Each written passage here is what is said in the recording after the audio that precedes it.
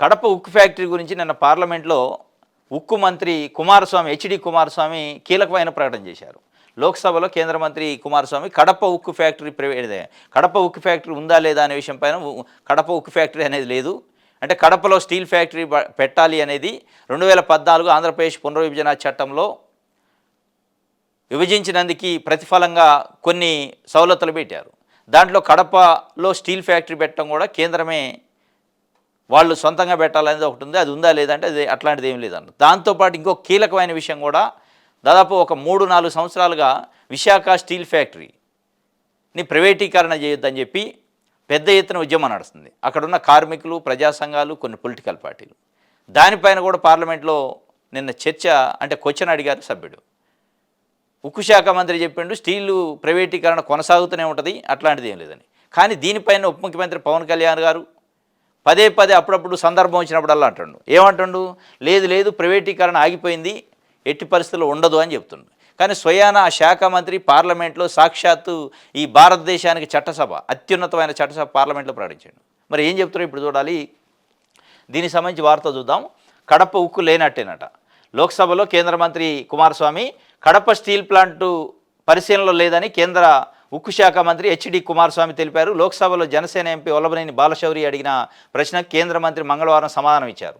ఆంధ్రప్రదేశ్ పునర్వ్యవస్థీకరణ చట్టం ప్రకారం కడపలో ఉక్కు కర్మాగారం ఏర్పాటుకు హామీ ఇచ్చి 10 ఏళ్లు గడిచినా ఆ దిశగా ఒక్కడు కూడా ముందుకు పడలేదని ఎంపీ అన్నారు. ఏపీ పునర్వ్యవస్థీకరణ చట్టంలో ఇచ్చిన హామీ కాబట్టి మంత్రి ఈ అంశాన్ని తీసుకుంటారా లేదా అనేది తెలియాల్సి ఉందన్నారు. దీనికి కేంద్ర మంత్రి కుమారస్వామి సమాధానం ఇస్తూ ప్రస్తుతం ఆ అంశం మంత్రిత్వ శాఖ పరిశీలనలో లేదని, ఆ సమస్య వస్తే దాని గురించి పరిశీలిస్తామని చెప్పారట. 10 ఏళ్ళు అయినా కానీ ఇంకా లేదట ఆ అంశం. క్లియర్గా అడిగిండు ఎంపీ, జనసేన ఎంపీ, మళ్ళీ మచిలీపట్నం అనుకుంటా ఆయన బాలశౌరి, ఆయనే అడిగిండు అసలు ఉందా లేదా స్టీల్ ఫ్యాక్టరీ కథ ఏమైంది అని. కడప స్టీల్ ఫ్యాక్టరీ అంశం మీ శాఖ పరిధిలో ఉందా లేదా? మాకు ఆంధ్రప్రదేశ్ పునర్విభజన చట్టంలో చెప్పారు, చెప్పిన దానికి 10 ఏళ్ళు పూర్తయింది, ఇప్పుడు 11వ ఏడు నడుతుంది రాష్ట్రం జీలిపోయి. అసలు అది ఉందా, పెట్టేది ఉందా లేదా, కథ చెప్పండి రా ఆయన అని చెప్పి అడిగిండట. అడిగితే అట్లాంటిది ఏమి లేదు, అది వచ్చినప్పుడు ఏదైనా ఒకటి చూస్తాం, కానీ ఇప్పుడు చట్టంలో ఉన్నాక 10 ఏళ్ళు గడిచా ఇంకా లేదంటే అది లేనట్టే కదా, అవునా కదా? అది ఉన్నట్టయితే 10 ఏళ్ళు ఆగిద్దా? చట్టంలో ఉంటే నిజంగానే పునర్వ్యవస్థీకరణ చట్టంలో ఉంటే 2014లో చేశారు, ఇవాళ 2024, 10 పూర్తయిన 11 నడుతుంది. ఇంకా మేము అది వచ్చినప్పుడు చూస్తుంటే ఎప్పుడు వస్తుంది? అది ఎప్పుడు వచ్చేది? ఇంకో 20 ఏళ్ళకే. కాబట్టి అది లేనట్టే. కడప స్టీల్ ఫ్యాక్టరీ ఉట్టిముట్టితే. ఇంకోటి వైజాగ్ స్టీల్ ప్లాంట్ పెట్టుబడుల ఉపసంహరణ కొనసాగుతూ ఉందట. ఇక్కడ పవన్ కళ్యాణ్ గారి జనసేన అధ్యక్షుడేమో ఉప ముఖ్యమంత్రిగా ఉండి ఏమంటాడు, వైజాగ్ స్టీల్ ఫ్యాక్టరీ ప్రైవేటీకరణ ప్రసక్తి లేదంటాడు.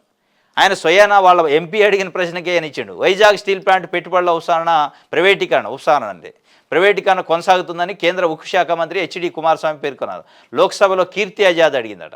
కీర్తి ఆజాద్ అడిగిన ప్రశ్న కేంద్ర మంత్రి లిఖితపూర్వక సమాధానం ఇచ్చారు. వైజాగ్ స్టీల్ ప్లాంట్లో వ్యూహాత్మక పెట్టుబడులు, వ్యూహాత్మకమాట, స్ట్రాటజికల్ డిజిన్వెస్ట్మెంట్. ఏంది స్ట్రాటజీ? అమ్మటమే. ఇక దాంట్లో స్ట్రాటజీ ఉంది. మన్ను ఏమి స్ట్రాటజీ అందులో ఏముంటుంది చెప్పండి? స్ట్రాటజీ అంటే పెట్టుబడులు వేరేవాడు ప్రైవేట్ వాడు తెచ్చి పెడతాడు, అమ్ముకోవాలి, ప్రభుత్వం అమ్మాలి, ప్రైవేట్ వాడు చేతులు పెట్టాలి, అదే స్ట్రాటజీ. ఇంకా దాంట్లో కొత్తగా మీరు వేసే స్ట్రాటజీ ఏంది? స్ట్రాటజీ వేస్తే గీస్తే దేనికి వేయాలి స్ట్రాటజీ? ప్రైవేటీకరణ చేయకుండా ఏం చేయాలి, దాన్ని ఇంకా లాభాల బాటలోకి ఎట్ట తీసుకోవాలనే స్ట్రాటజీ ఉంటుంది. కానీ అమ్మటానికి స్ట్రాటజీ ఉంటుంది? అమ్ముడేనే కథ. ఇది ఆయన చెబుతుంటే స్ట్రాటజికల్ అంటే వ్యూహాత్మక పెట్టుబడుల ఉపసంహరణ ఉంటుంది అంటున్నాడు. ఉపసంహరణకు 2021 జనవరి 27ని ఆర్థిక వ్యవహారాల శాఖ మంత్రి కమిటీ సూత్రప్రాయంగా వ్యవహరించిందట, అంగీకరించిందని తెలిపారు. పెట్టుబడుల ఉపసంహరణకు సంబంధించి లావాదేవీలు కొనసాగుతున్నాయని పేర్కొన్నారు. వైజాగ్ స్టీల్ ప్లాంట్తో పాటు ఎన్ఎస్ఎల్ కూడా కొనసాగుతున్నాయని తెలిపారు. ఇది కథ. వైజాగ్ స్టీల్ ప్లాంటు ఇన్ని రోజులు ఊగిసలాట. తెలుగుదేశం పార్టీ కొద్ది రోజులు, బీజేపీ రాష్ట్ర నాయకత్వం కొద్ది రోజులు, జనసేన కొద్ది రోజులు డ్రామాలాడిని. లేదు ప్రైవేటీకరణ జరగదు, మేము ఒప్పుకుంటామా, మాదే కూటమి ప్రభుత్వం. ఆయన స్వయంగా కూటమి ప్రభుత్వానికి సంబంధించి ఎన్డీఏ ప్రభుత్వంలో ఉక్కు శాఖ మంత్రి హెచ్డి కుమారస్వామి పార్లమెంట్ సాక్షిగా సమానం చెప్పిండు. రాతపూర్వకమైన, ఉట్టికి కాదు, మళ్ళా రాతపూర్వక సమానం చెప్పిండు.